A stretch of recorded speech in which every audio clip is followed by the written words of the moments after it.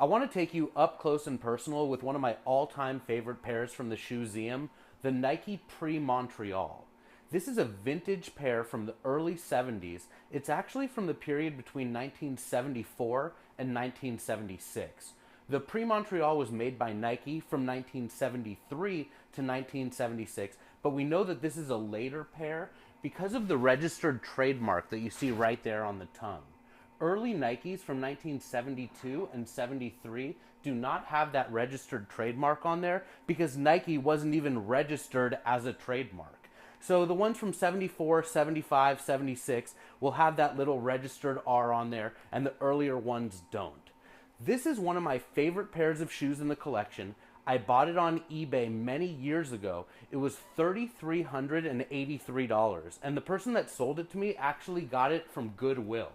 The shoes came with their original box. Check that out right there.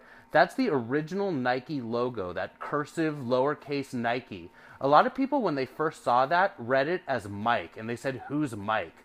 Ironically, Michael Jordan came onto the scene 13 years later in 1985 and changed Nike forever. I love the little details on boxes and accessories. Right here you can see it came from Purgatory Sports. I tried to look that up and see where it was or all about that shop. It's been long closed. I couldn't figure anything out. It was $29.95, but eventually it was marked down to $5.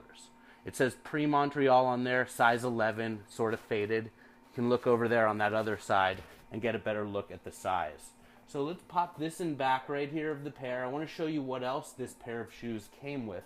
Now, it's a pair of track spikes, so it came with spikes and a wrench. Sometimes people call this wrench a key, but it's just the tool to put these spikes onto the bottom of your shoe. You can see right there. And this says Nike in uppercase letters, which actually matches what the back of this shoe says on here. It says Nike with the uppercase letters on here. So what got me really excited about this pair of shoes is another pair of shoes that I found on eBay very recently, and wait till you get your eyes on this. Boom, another pair of Pre-Montreals. Here they are, also in excellent condition. This is an earlier pair, and when you have a look there at the tongue, you're going to see that it doesn't have that registered trademark. So this would be a pair from 73, probably. So I said that Nikes in 72, 73, and actually earlier 74 don't have that registered trademark. This is probably from 73, which would have been the first year that they made the Pre-Montreal. Look at that toe box right there. You're going to notice that stitching pattern on the front of the toe. I want to compare that with the later version right there where there's no stitching.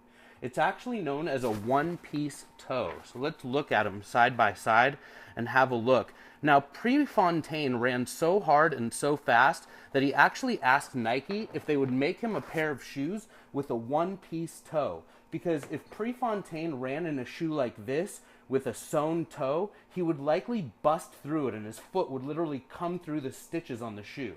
So he asked Nike over and over and over to make him a one-piece toe, and that's what they did in the later editions of the Pre-Montreal. Now, there are some subtle differences between these two pairs in addition to the toe boxes. So let's get this box out of the way, and let's really get in here and check out these two shoes next to one another.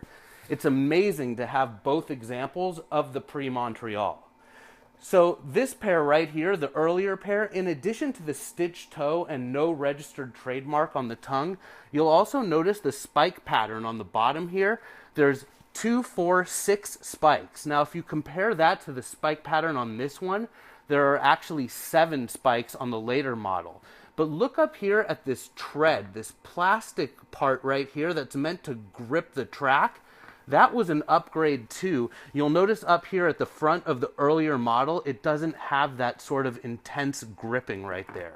These were the top of the line track spikes in the early 70s made by Nike.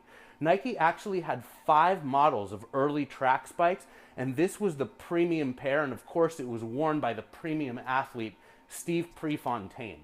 I'm so lucky to have 2 examples of these, especially to be able to compare the earlier to the later one.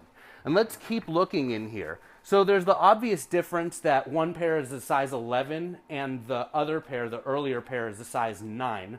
So you can see that one of them's a lot smaller than the other.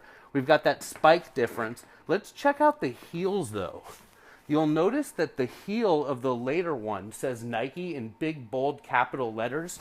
It sort of matches the script on this wrench or key right here. And that's different than the earlier model that doesn't say Nike on there at all. It's crazy how in just a year or two, they stepped up their branding by putting Nike on the shoe, they trademarked the shoe, and they even changed underneath by adding a spike and also by adding this pattern right here. Anyway, it's been a real pleasure walking you through one of the earliest of all the Nike spikes and one of my favorite shoes in the collection.